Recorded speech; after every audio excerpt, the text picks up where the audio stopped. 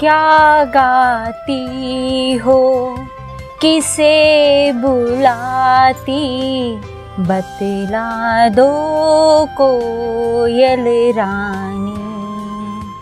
प्यासी धरती देख मांगती, हो क्या मेघों से पानी, हो क्या मेघों से पानी।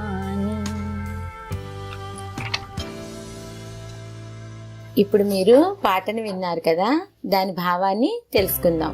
క్యా గాతీ హో, ఏమి పాడుతున్నావు? కిసే బులాతి, ఎవరిని పిలుస్తున్నావు? బతలాదో కోయిల రాణి, కోకిల రాణి చెప్పమ్మా. ప్యాసీ ధర్తీ దేఖ్ మాంగతి, హో క్యా మేఘోం సే పానీ, దాహంతో ఉన్న భూమిని చూసి మేఘాల నుండి నీటిని అడుగుతున్నావా?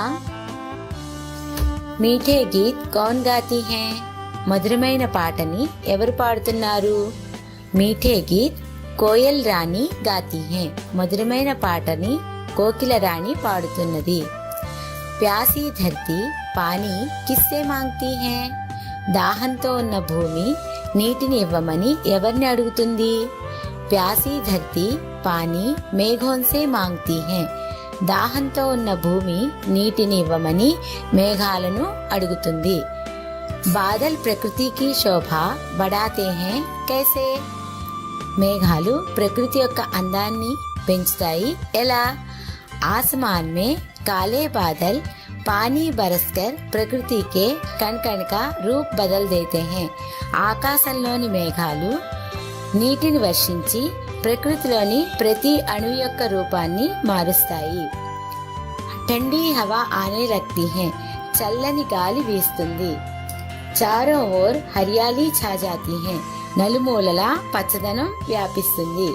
इस प्रकार बादल ప్రకృతికి శోభ బడాతే హై, ఈ విధంగా మేఘాలు ప్రకృతి యొక్క అందాన్ని పెంచుతాయి. उद्देश्य, प्रकृति के प्रति काव्य रचनाओं के प्रोत्साहन के साथ साथ सौंदर्यबोध कराना. ప్రకృతి పట్ల కావ్య రచనల్లో ప్రోత్సహించడంతో పాటు సౌందర్యాన్ని తెలియజేయడం. మనోరంజన్ की भावना जगाना, विनोदम अने भावना मेलकोल्पी और प्रकृति संरक्षण के लिए प्रेरित करना इसका उद्देश्य है. మరియు ప్రకృతిని సంరక్షించేందుకు ప్రేరణను కలిగించడం దీని ముఖ్య ఉద్దేశ్యం. విధా విశేష, బరస్తే బాదల్ కవితా పాఠ హై. బరస్తే బాదల్ అనగా కురిసే మేఘాలు కవితా పాఠము.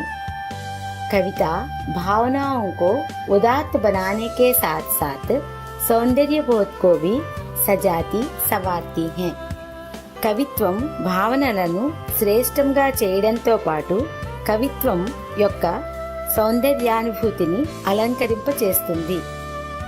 प्रस्तुत कविता नाद या ध्वनि के साथ गे योग्य है. ఈ కవిత నాదము అనగా ధ్వనితో పాటు పాడుటకు అనుకూలమైనది. ఇస్మే అనుప్రాస్ కా సుందర్ ప్రయోగ్ హై. దీనిలో అనుప్రాస అలంకారం చాలా అందంగా ప్రయోగించబడినది.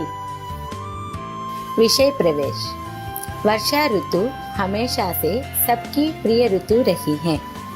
వర్ష ఋతువు ఎల్లప్పుడూ అందరికీ ప్రియమైన ఋతువు. వర్షా కే సమయ ప్రకృతి की सुंदरता देखने लायक होती है. అనగా వర్షం పడే సమయంలో ప్రకృతి యొక్క అందము చూడడానికి బాగుంటుంది. पेड़ पौधे, पशु पक्षी, मनुष्य और यहाँ तक कि धरती भी खुशी से झूम उठती है. చెట్లు చేమలు, పశువులు పక్షులు మరియు ఇక్కడ ఉన్నటువంటి భూమి కూడా ఆనందంతో ఊగిపోతుంది. इसी सौंदर्य का वर्णन यहाँ प्रस्तुत किया गया है. ఈ సౌందర్యం యొక్క వర్ణన ఇక్కడ ఇవ్వబడినది. कवि परिचय, प्रकृति के बेजोड़ कवि माने जाने वाले सुमित्रानंदन पंत का जन्म 20 मई सन 1900 में अल्मोड़ा जिले उत्तराखंड के कौसानी गांव में हुआ. ప్రకృతి చిత్రంలో అద్వితీయమైన కవి అనగా సాటిలేని కవి అని పిలువబడే సుమిత్రానందన్ పంత్ 20 మే 1900 సంవత్సరంలో అల్మోడా జిల్లా ఉత్తరాఖండ్లోని కౌసాని అనే గ్రామంలో జన్మించారు. इन्हें 1960 में కళా और బూడా చాంద్ के लिए సాహిత్య అకాదమీ వారికి 1960వ సంవత్సరంలో కళా और బూడా చాంద్ రచనకు సాహిత్య అకాడమీ, 1961 में హిందీ సాహిత్య సేవా के लिए పద్మభూషణ్, 1961వ సంవత్సరంలో హిందీ సాహిత్య సేవకు గాను పద్మభూషణ్, 1965 में లోకాయతన్ పర్ సోవియట్ ల్యాండ్ నెహ్రూ పురస్కార్, 1965వ సంవత్సరంలో లోకాయతన్ రచనకు సోవియట్ నెహ్రూ పురస్కారము, 1968 में చిదంబరా के लिए ज्ञानपीठ पुरस्कार दिया गया. 1968వ సంవత్సరంలో చిదంబరా కావ్యానికి గాను జ్ఞానపీఠ పురస్కారం ఇవ్వబడ్డాయి.